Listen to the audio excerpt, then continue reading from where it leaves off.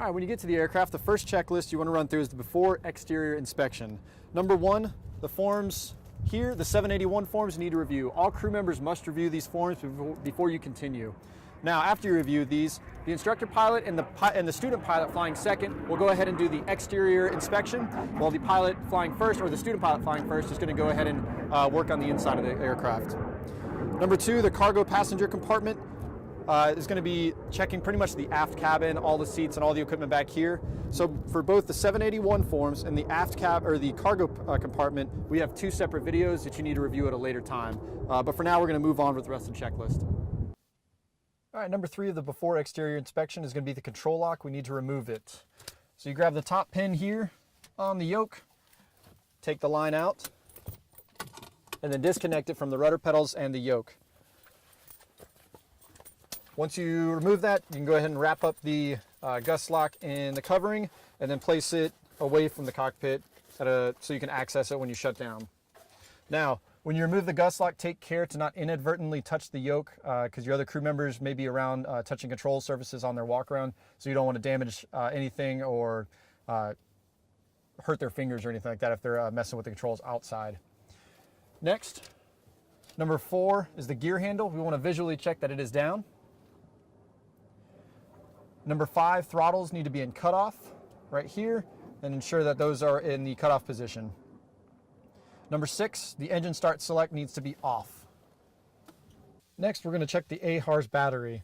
Over here on the left side comm panel for the pilot side, you're going to press this button, and you want to make sure that the AHRS battery test light illuminates at least for 5 seconds, or hold the test button until it goes out. Next is going to be the batteries. We want to make sure that those are on and armed. So we have two batteries we're going to turn on. Here, the main aircraft battery. We're going to switch on.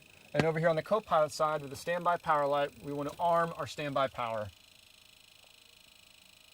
Number 9 is going to be battery voltage. While the battery's on, we want to make sure we have at least 22 to 24 volts. Number 10, we're going to go to the inverters on the overhead panel. We're going to place both the number 1 and number 2 inverter switches on. Next, you're going to come down here to the circuit breaker panel and go to the inverter selector. You want to ensure that the readout on the dial is appropriate for each selection you have for the number 1 and number 2 inverter.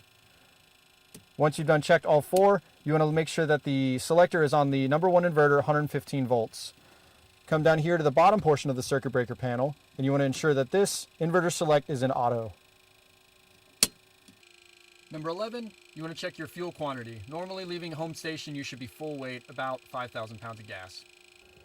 Number 12, we're going to go to the battery feed test and we want to check it. First, you want to ensure that your INTEG lights are on. This will provide the backlighting for the various standby instruments.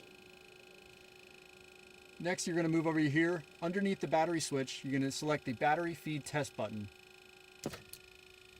You should get the red feeder fail light. Come down here to your standby power indicator and make sure that that is on. You can come over to your standby instruments. During the daytime, it may be tough to see the backlighting, but the backlighting should be on. You're going to select the standby altimeter, make sure you can uncage it and then recage it. Over to the left side engine instruments, you're going to look at the left ITT for the backlighting to make sure that that is operative. Come down here to your RTU number 1. You now should have access to your UHF comms on your RTU 1. For the next portion of the bat feed test, you're going to come back up here to the battery selector. You're going to change from on to emergency. Come down here to your left side instruments. In addition, with your left side ITT, you want to ensure that now N1 and N2 are both illuminated.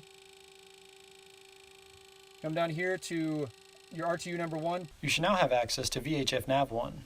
Next, you're going to come up to your AOA indexer on the top of the shroud panel to make sure that that is on. Come down to your annunciator panel. You want to ensure that back cutoff and inverter 1 fail lights are illuminated.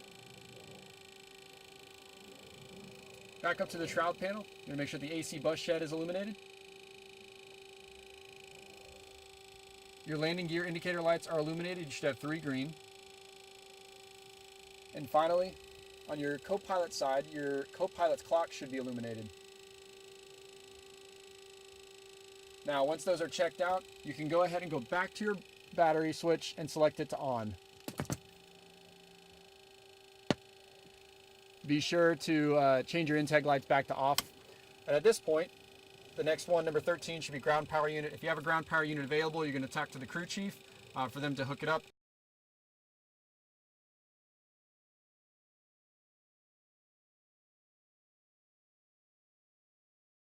Number 14, batteries as required. If you have a ground power unit and it is connected, you can leave the battery on and your standby power armed. If you don't have a ground power unit, you need to turn the battery off and turn off your standby power as well.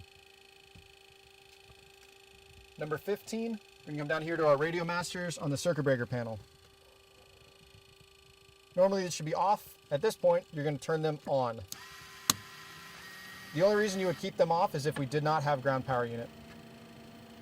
Next, you're going to come to your non-essential buses. Again, those you're going to turn on.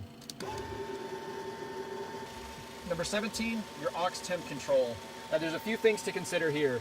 If it's cold outside, you can either keep the aux spool off, or with ground power unit, go ahead and select electrical heat 1 and 2. During the summertime, if it's warm, you can go ahead and select blower 1 and 2, or aux spool. If you're going to turn on the aux spool or the VCCS, you need to ensure that the environmental scoop plug is removed. Lastly, number 18, passengers briefed as required. Normally, you would not have any passengers that are not crew members, and if you do, your instructor will brief them on what they need to know. And finally, number 19, if we've accomplished everything here, our before exterior inspection checklist is completed.